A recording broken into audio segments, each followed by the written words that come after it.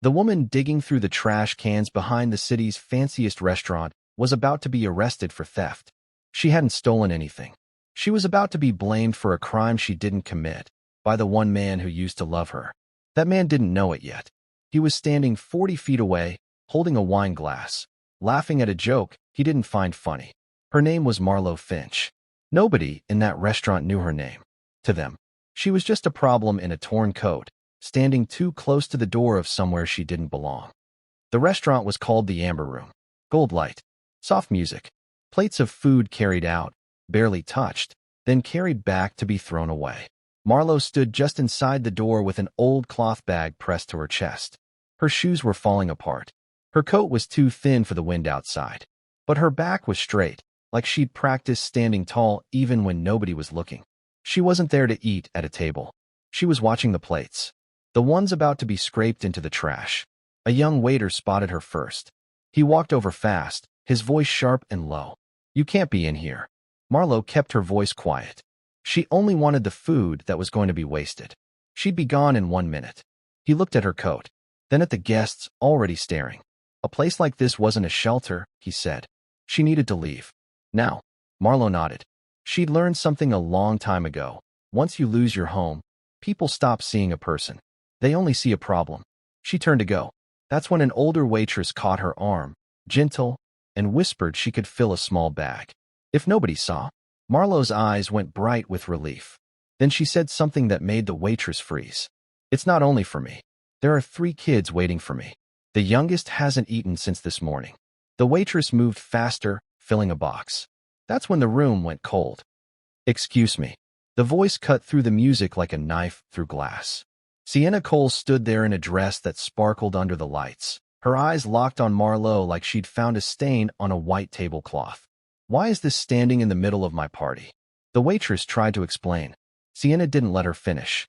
"This ruins the whole image of the place," Sienna said.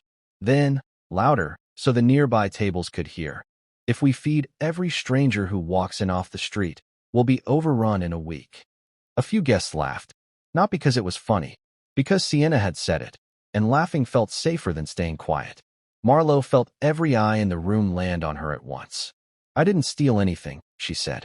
"I only asked for food that was going to be thrown away." Sienna smiled. The kind of smile that isn't kind at all. "Even garbage," she said, "has more value than someone who walks into a private party uninvited."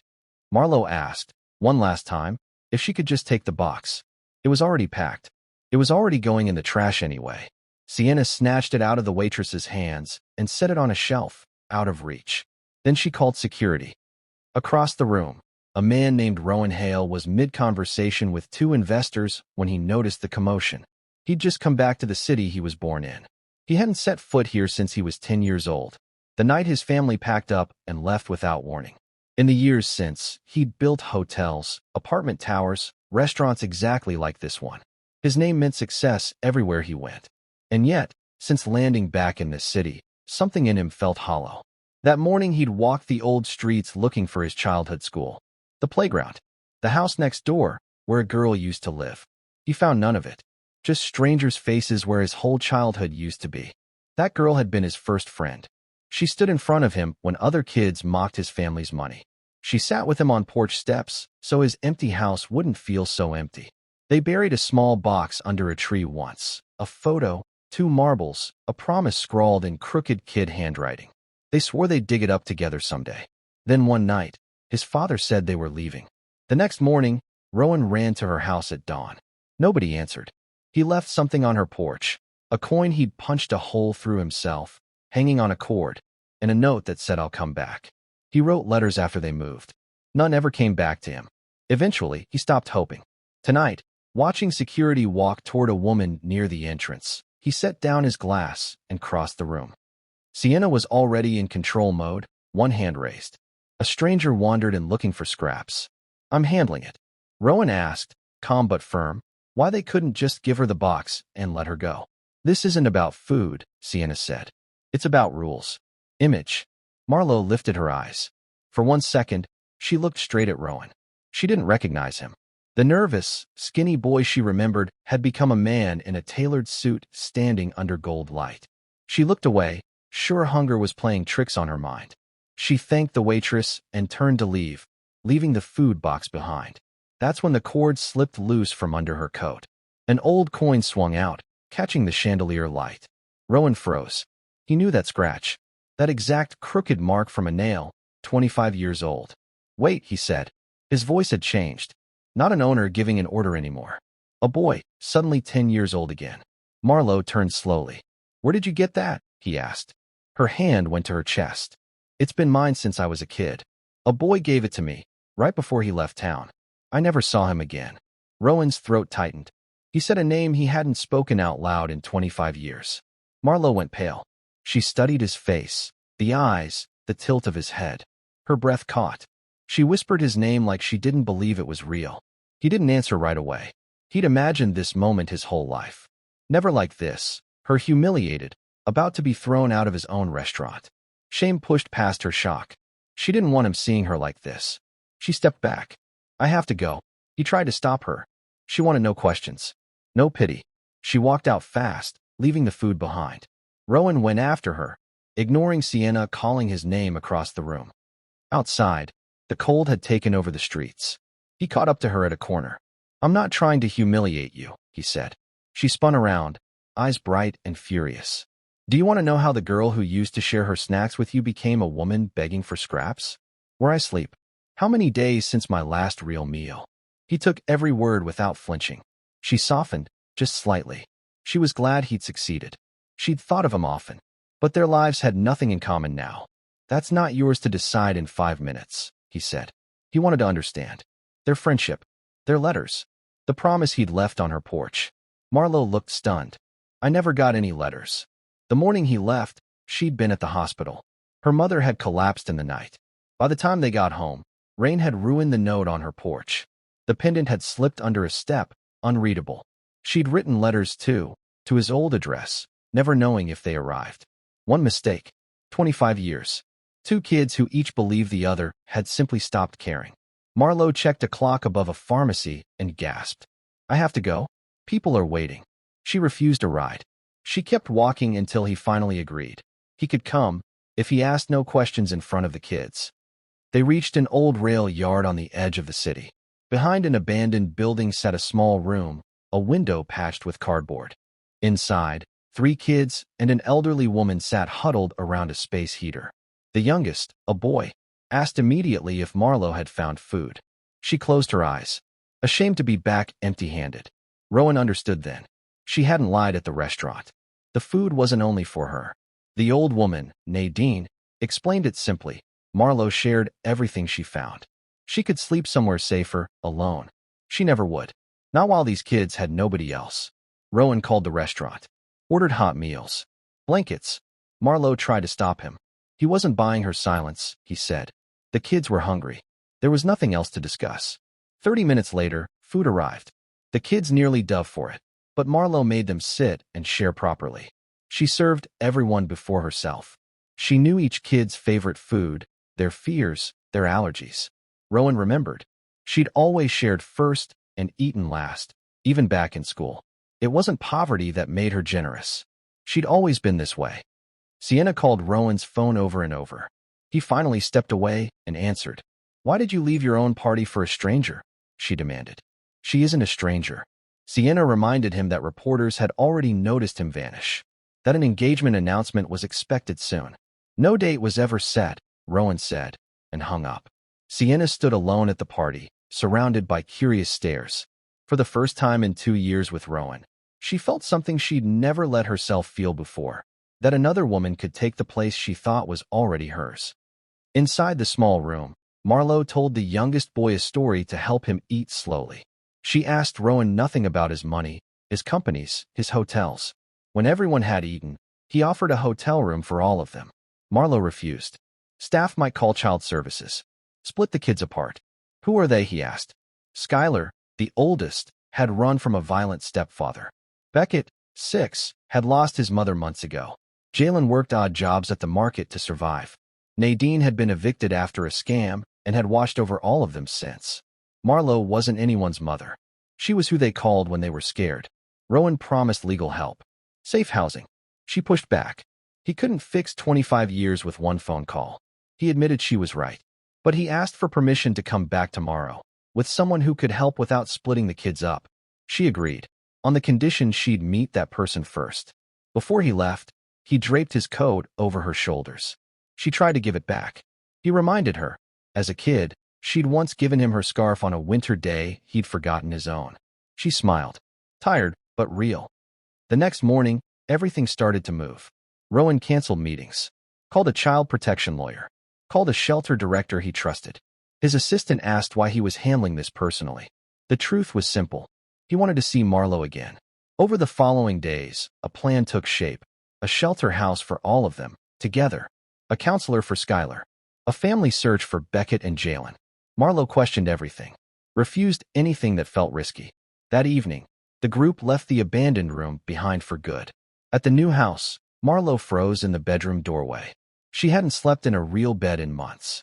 She turned away so no one would see her cry. Rowan pretended not to notice. He gave her his number. She said she probably wouldn't call. Days passed. She didn't. Sienna noticed Rowan's distraction. How long is this phase going to last? Helping kids isn't a phase. I'm not talking about the kids. She wanted to know what Marlowe meant to him.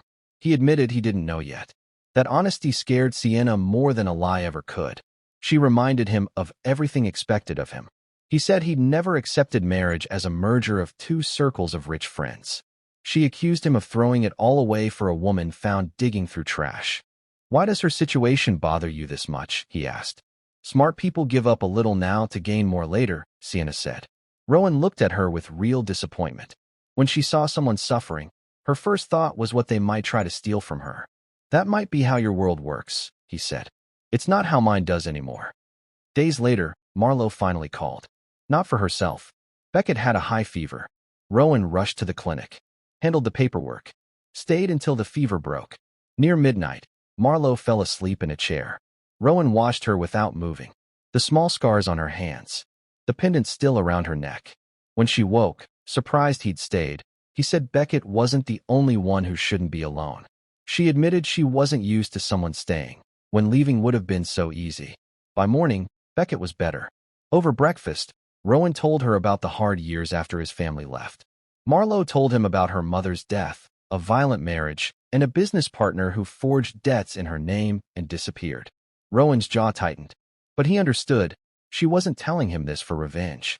She wanted him to understand how a life could break slowly, without a person ever giving up. From that day, Rowan visited often. Not always with gifts.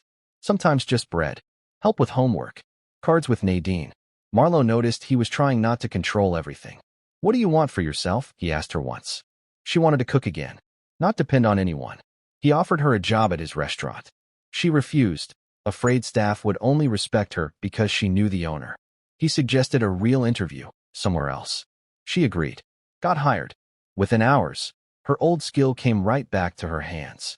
Their old closeness returned in small pieces. Without noticing, Rowan started staying in the city longer. Then it all came apart. Sienna showed up unannounced one evening and found Rowan helping Beckett build a paper airplane, glue on his fingers, Marlowe making soup nearby. Why didn't you call ahead? Sienna asked, barely recognizing him. A fiancé doesn't need an appointment. The word fiancé landed heavy in the room. Marlowe hadn't known a wedding was planned. There's been no proposal, Rowan corrected. Sienna smiled. Everyone knows it's only a matter of time. She walked up to Marlowe with cold politeness. Asked how the new job was going. Said she was glad Rowan had helped her get back on her feet. The word helped landed like an insult. Marlowe, refusing to be humiliated twice, said she'd asked Rowan for nothing. Every bit of help went through the agency. I have no reason to defend myself, Sienna said, unless I have something to hide. In the hallway, Rowan confronted her. She said she was protecting their relationship from a woman using guilt and old memories to steal something that wasn't hers. She hasn't asked you for anything, he said. That's exactly what makes her dangerous. He asked if she really believed love was something you had to fight to own. In our world, Sienna said, anything valuable attracts people who want to take it. I'm not property to be guarded. That night, Marlowe pulled back, not wanting to be the reason for a fight. Rowan told her their problems started long before she came back. He'd never loved Sienna the way she deserved. Days later, In a private lounge, he ended it. Sienna listed everything she'd done for him, called him ungrateful, accused him of throwing it all away for a woman he found digging through leftovers. "Never speak about her that way again," he said, and meant it as final. She threw the bracelet he'd given her back at him and swore he'd regret it. 2 days later, the betrayal landed. A video appeared online. It showed Marlowe asking for scraps, then Rowan chasing after her, edited to hide every ounce of Sienna's cruelty. A headline accused a homeless woman of using an old childhood connection to trap a rich man. It spread within hours. Reporters surrounded Marlowe's new job. Her manager, sympathetic but scared, asked her to stay home a few days. Leaving through the back door, reporters blocked her path. One shouted, asking how much money Rowan had given her. Then a man stepped forward, waving an envelope, claiming proof that Marlowe had lied about her past. She recognized him instantly. The color drained from her face. Brody Kessler, her old business partner, the man who'd emptied her accounts, forged her signature, and vanished years ago. Behind him, in a car with tinted windows, Sienna watched with a cold smile. Brody claimed Marlowe had deliberately destroyed their business before disappearing with the money. Reporters shouted over each other. Someone grabbed at her pendant to film it up close. She pulled back on instinct, and a voice shouted that she was getting violent. Brody leaned in close, low enough that no camera caught it. "You should have stayed invisible." A car screeched to the curb. Rowan stepped out, security behind him. He crossed the crowd and stood in front of Marlowe. He didn't ask what happened. He saw her pale face, her shaking hands. "The camera's too close." "Step back," he told the reporters. Then he took off his jacket and laid it over her shoulders. Just like the night they found each other again. No words. Just that. He told Brody to hand the envelope to his lawyer. Brody smirked. "You're blinded by feelings. Real proof doesn't need to be sold in front of cameras," Rowan said. "There's already an investigation open into signatures that look forged." Brody's smile flickered. Marlowe understood then. Rowan had already been investigating quietly, without telling her. A reporter shouted, asking if he was in love with her. Rowan stopped. "I care for her deeply. But right now, this is about a woman being hunted with no chance to defend herself." He didn't declare love in front of cameras. He knew she didn't need a man speaking for her. But he didn't step back either. A silent moment. In the car afterward, Marlowe scolded him gently for investigating without her permission. He admitted the mistake. The fight belonged to her first. She went quiet, then admitted Brody might really have documents with her real signature on them. She'd trusted him once. Signed things too fast, without a lawyer she could afford. That evening, she made a decision that couldn't be undone. She wanted to go to the police. Tell the whole story, even the parts that shamed her. Once the record was open, there would be no closing it again. "Do you want me there?" he asked. "Yes." For hours, Marlowe told investigators everything. Rowan waited in the hallway, never asked to sit in. When she came out, exhausted but calmer, she'd stopped hiding a part of her past for the first time in years. Sienna met Brody in a parking garage to buy back his silence. He demanded more money first. She refused, until Marlowe was fully destroyed, cornered. Furious, she admitted on his hidden recorder that she'd paid him to wreck Marlowe's reputation and push Rowan away for good. Brody walked away with everything he needed, then called Rowan, offering to sell it all. Rowan refused to pay, said he'd already forwarded the call to investigators. Brody panicked, tried to leave town, was arrested at the train station. His bag held the original contracts, bank records, and the recording of Sienna's own voice. The documents proved Brody had forged the signatures and moved the money himself. Marlowe wasn't free of every mistake. She'd signed things without reading them, ignored a few court notices out of fear, but she hadn't stolen anything. She was a victim of fraud. When a lawyer told her the worst charges would be dropped, she sat in silence. Then she cried. Not just relief. For the years she'd believed her whole life was permanently ruined by her own mistakes. Sienna's own recorded voice ended her denials. Invitations were canceled. Her family asked her to leave quietly. She refused. Showed up at Rowan's hotel one last time, admitting she'd acted out of fear of losing him. "Fear explains one mistake," he said. "Not weeks of lies."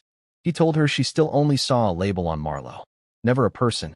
He didn't know what the future held, only that he'd never come back to Sienna. She was later sentenced to community service. Marlowe didn't ask for harsher punishment, only that Sienna face what she'd done. Assigned to a program helping women who'd lost their housing, Sienna stayed cold at first.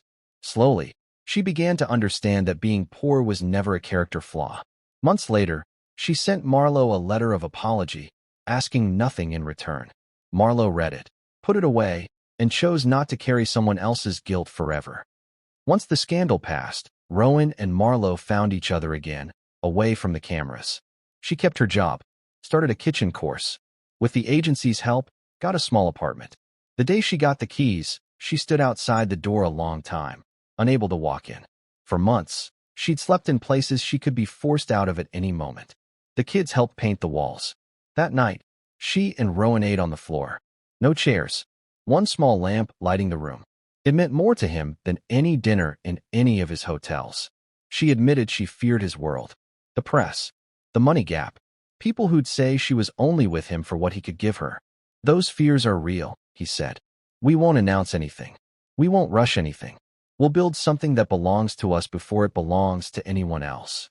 She asked him to close his eyes. She pulled the old pendant from under her sweater and asked him to help her put on a new cord. He'd already bought one, matching, carried in his pocket for days. He replaced the cord, kept the same coin. When he finished, she kissed him. Not a return to childhood. Two adults, who now knew each other's wounds, choosing to move forward anyway. Months passed. Skylar moved to a foster family that let her stay close. Beckett found an uncle. Jalen joined a school program. Nadine got proper housing. The family formed in that abandoned room never disappeared. It just changed shape. Marlowe built an organization collecting still good food from restaurants for shelters. She refused to name it after either of them. Called it the Open Table, because no one should feel small for asking to eat. The first location opened inside the very room where Sienna had once humiliated her. Rowan changed his company too. Leftover food redistributed. Staff trained to treat vulnerable guests with dignity. Not for good press, but because a company shows its real values in how it treats people who can't buy anything from it. 1 year after their reunion, Rowan brought Marlowe back to their old childhood lot. Quietly, it belonged to him now. He'd built no hotel there. With her blessing, it had become a community garden built around the old tree. Under that tree, in front of the kids, Nadine, and the neighbors, he opened their childhood box. Pulled out the old promise. He told her he'd first loved her because she reminded him of the best of his childhood. But watching her rebuild her life, defend the kids, refuse to lose her dignity, he'd fallen in love with her a second time. This time, with the whole woman. He knelt, asked her to marry him. She said yes. Not to the boy she'd once waited for. Not to the millionaire the world admired. Yes to the man who'd finally learned to stay, without deciding for her. They married in that same garden, surrounded not by the wealthy, but by everyone who'd helped them rebuild. As rain began to fall during their vows, no one ran for cover. Marlowe reminded him. Rain had once erased his note on her porch. He said it could never erase what they'd just promised, in front of everyone they loved. Years later, their marriage still stood. Not because they never faced hard days, because they'd learned to stop letting fear, money, or silence speak for them. Every year, they returned to the tree to add something new to the box. One evening, Marlowe stood outside the amber room and watched a struggling woman receive a hot meal and a list of places that could help her. Nobody chased her out. Nobody filmed her. Rowan took Marlowe's hand. She said she often thought of the woman she used to be that night. Exhausted, certain her life meant nothing. She wished she could go back and tell that woman to hold on just a little longer. Even before I recognized you, he said, you were already worth something. That was the real lesson. She hadn't become worthy because a rich man loved her. She had always been worthy. His love hadn't created her value. It had only finally learned to see it. Marlowe never told the story of that night without saying one final line. The same line every new volunteer at the Open Table eventually heard. Asterisk, I was worth something before he ever recognized me. I just needed someone to finally look. Asterisk,